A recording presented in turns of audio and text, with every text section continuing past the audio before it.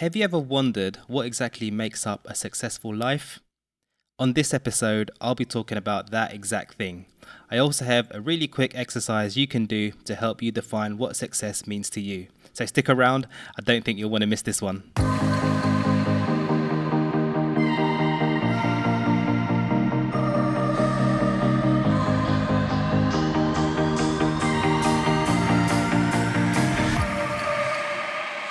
You don't have to wait until you reach financial independence to start enjoying your life. You can do that much earlier and start living a life that you love and that's true to you. Welcome to Freedom Before FIRE.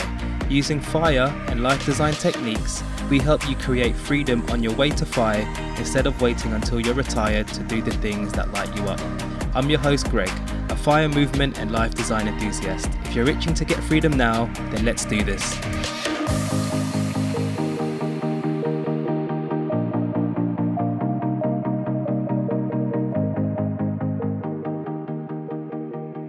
Alright, so this one's a highly debated topic and quite a meaty one.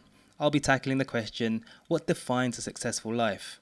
I just want to kick this off by saying, I don't think there's a universal definition of what a successful life looks like. Okay, well, there's a dictionary definition of the word success, but definitely not for a successful life.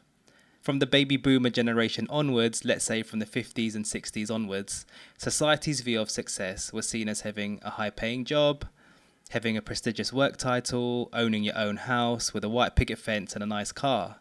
So in general, there's a leaning towards affluence and financial achievement, which is good in a way. As you know, we all need to put food on the table. However, I'm sure you've heard of the stories of people with high-paying jobs. On the exterior, they seem successful, but internally, they're quite miserable and maybe even be super stressed. Perhaps some of us haven't even tapped into what success really means for us, and we feel like we're just running on a hamster wheel, not going anywhere. I definitely felt that, especially in my late 20s, just plodding away in the office, grinding away in the office, putting in the hours, but not really stepping back and thinking to myself, hold on, is this what I really want out of life? So anyway, if we can agree that there's no universal definition of a successful life, then perhaps we can agree that every single person has their own definition of what a successful life looks like. Alright, so that brings me squarely onto my first point. Success is specific to each person. In Bronnie Ware's awesome book, The Top 5 Regrets of the Dying, the most common regret of all the 5 was this: I wish I'd had the courage to live a life true to myself, not the life others expected of me. This is really powerful to know this, to know that a not so successful life is living outside of who we really are, living for external validation, or living our lives based on what others perceive success is. So the lesson here is, once we know exactly what it is we love, it's to have the courage to pursue that path and be ourselves. So just do you. With this one thing, we can drastically change our lives. All it takes is a little bit of knowing ourselves and taking the action to do it. One TED Talk speaker, Jamie Anderson, said it well. On his TED Talk titled, What is Success Really?, he talked about how he wanted to be a pro cyclist when he was young. However, falling to family and societal pressures, he ended up going down the academic route, becoming a business professor in his late 30s, then starting his own consultancy. He then started making quite a bit of money. He said that to the outside world he was successful, like having loads of money, a prestigious title, but internally he was depressed, unhappy, and he noticed that he became arrogant and turned into a bit of an a-hole, in his own words. So he decided he wanted a change. He took a step back, and with his wife, they sketched out what a successful life looked to them. And it was like really far from what he had now. He then resigned from his job a few days later.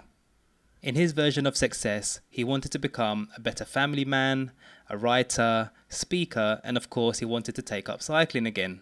He ended up joining an international cycling race and coming third, achieving his childhood dream. His last line in his TED Talk speech is what hit home for me. He said, "It's great to strive for success, to shoot for the moon. But there are many moons out there in the universe, so please make sure that the moon you are shooting for is your own." I really resonated with this. So Jamie Anderson and his wife, they took a step back and designed what success looked like to them, and then took the next step to actively pursue it. He didn't feel like his old path was serving him, and it wasn't true to who he really was. Okay, so in my view, I think success can literally be anything as long as it's truly you and makes you happy. For me, a lot of people question why I moved to the Philippines from the UK. Those people were thinking, oh, Philippines is a developing country, it's better to stay in UK, there's more opportunities to progress in your career, yada yada yada. But for me, moving and living in the Philippines was a dream come true. Success to you can be something big and vast, or it can be something small and really simple. The next example I have is an awesome story around this exact point. Have you heard the story of the Mexican fisherman and the American investment banker? If not, I'll try to summarize it, but in a nutshell, here's the story. One day, an American investment banker was walking on the pier of a small coastal town in Mexico.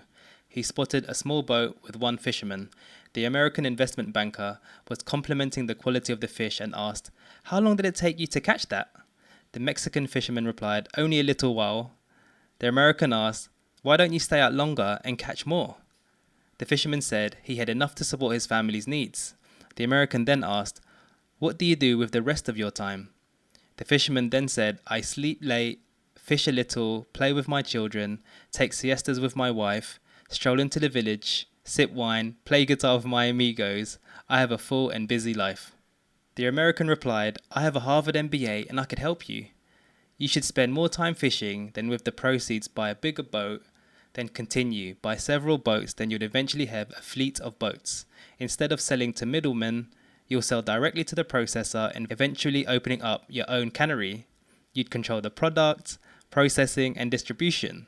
You need to leave this small village, move to Mexico City, then eventually to the US, where you can expand your enterprise." The fisherman asked, "But how long will that take?" To which the American replied, 15 to 20 years or so. "But what then?" asked the fisherman. The American laughed and said, "That's the best part. You can sell your company on the stock market and become very rich. You can make millions." "Millions? And then what?" the fisherman replied.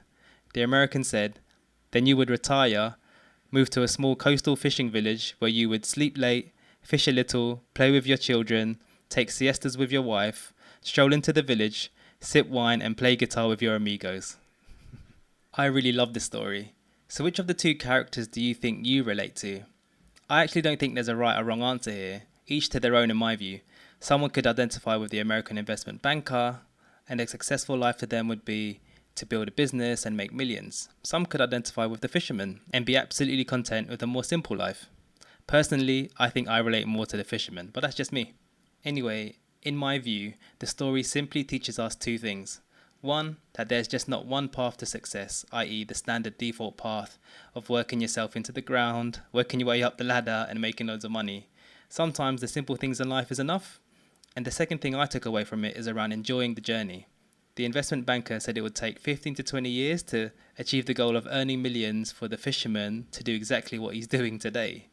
In our society, we always want more money, bigger house, bigger cars, but what if what we have right now is already enough? What if we're already successful, but we just want more?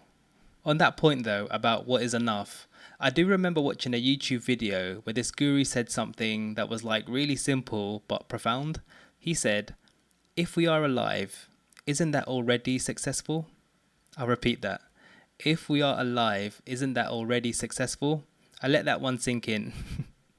He then went on to say something along the lines of, and I'm going to paraphrase a bit here, "A homeless person who lives day to day searching for food in trash cans, if one day he walked into a Pizza Hut and bought a family meal, wouldn't that be a success?" This just reminds me to be conscious of my interpretation of what success is, and to try not to assume it's these grandiose visions of what society says success should be. Like some of the things that we see on like social media, Instagram, Facebook. I think we really need to be in tune with ourselves. That way, we would know deep in our cores what success would be for us. Okay, so I want to quickly touch on the money topic in relation to success, as I want this to be a bit of a balanced argument. And to be real, as I said earlier, we all have to put food on the table, right? So there was a study back in 2010, 14 years ago, where two Nobel Prize winners by the names of Angus Deaton and Daniel Kahneman, hopefully I didn't butcher the name, they found that after someone gets over an annual salary of $75,000, which was around £55,000 at that time, there was a flattening of emotions, meaning their happiness levels didn't keep going up as much, meaning if they compared someone making 100k to someone making 75k, they found that one was not experiencing more positive emotions or less negative emotions at that. Their emotion levels pretty much flatlined. Just a quick caveat though, since that study was done in 2010, that number might not be apples for apples now due to inflation of course.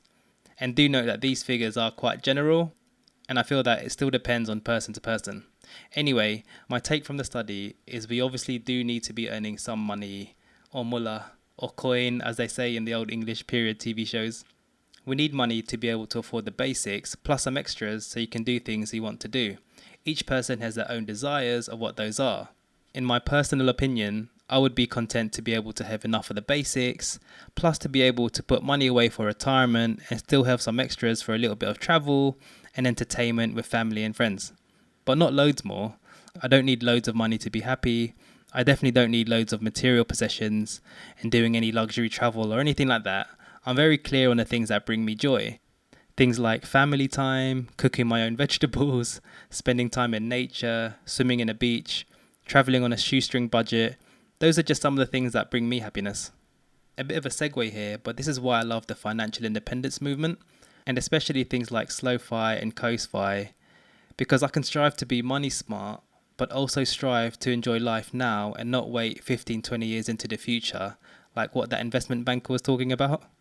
Anyway, I'm here today to help you get clarity on your definition of success. Here's a quick exercise you can do that can help shape your definition. This can literally take 5 to 10 minutes. It's a quick question you can ask yourself, and you can just jot down your answers, ideally in a notepad. So I heard this question on a podcast, but I can't remember the name of the show and the episode, so I can't take the credit. Personally, I found this simple question really, really helpful. So here it is. Imagine you're on your deathbed and you look back at your life. You had an awesome life. What 3 to 5 things made your life a success? If you were to boil it down to the 3 to 5 things, what would they be? So I'll just repeat that question. Imagine you're on your deathbed and you look back at your life. You had an awesome life. What 3 to 5 things made your life a success? I don't want to give random examples as I don't want that to influence your thinking. As I mentioned earlier, success is specific to each person. I want you to have a blank canvas when you think of the answer, so I'll keep the question open. But feel free to send me a message to tell me what your answer was. I'd really love to know. I know this question is a bit morbid, but I really like it because thinking of death always brings about clarity and urgency. It makes us get to the core of things. That's why I think this one question is very powerful. Okay, so I've included a next step just to make this a bit more tangible for you and something you can take action on. We're going to score each of your answers, or you're going to score each of your answers. Of those 3 to 5 things, rate each one out of 10. 10 being you're already doing amazingly well, or you feel like you're smashing it out of the park with that one. Whatever it is, for the answers where you scored high, like your 9s and your 10s, well done you. For any answers that were a bit low, like below 8, are there things you can do to improve that score? Just write those down. So I'll just repeat that. For all the low score items, write what you think you can do to improve. For the high scoring items, write what you think you can do to maintain them. Okay, so once you're done, have a little look back at your answers, your 3 to 5 things. Is there a way you can weave these into your life today? Is there a way you can work on them daily, weekly, or monthly? I hope that this exercise has helped you hone in on some of the key things that would make your life a success. Because, if you worked on them way out into the future, I want you to look back and say, yep, I lived a successful life. Of course, I couldn't leave this episode without giving you my version of a successful life.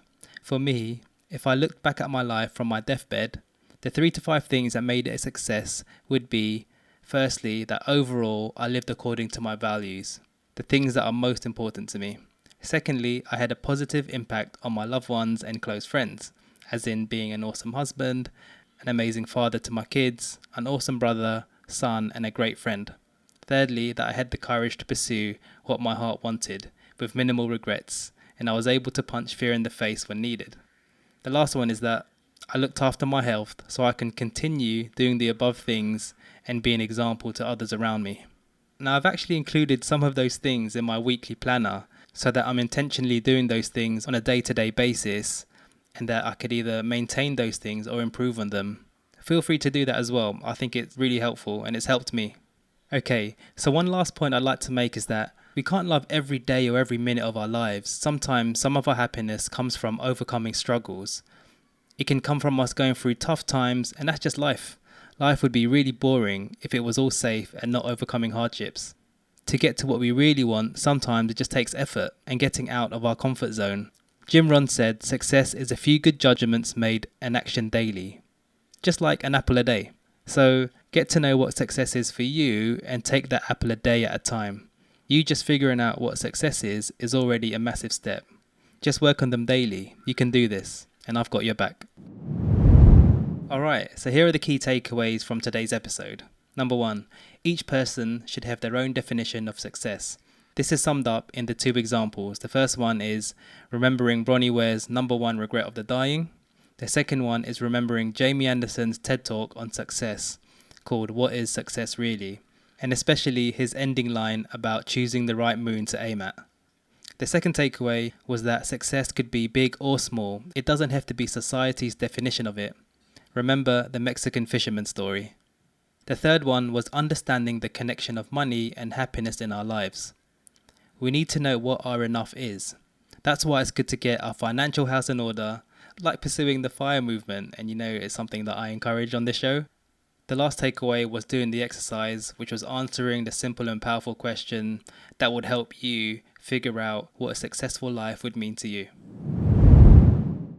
If you think this episode would help a friend, please don't hesitate to share it with them. The show notes can be found at freedombeforefi.substack.com. If you have a question or want to connect, feel free to send me an email at freedombeforefi@proton.me. That's freedombeforefi@proton.me. If you found this show useful and want to be notified of future episodes, you can follow us on Spotify or Apple via the show's main page or on whatever app you're using right now.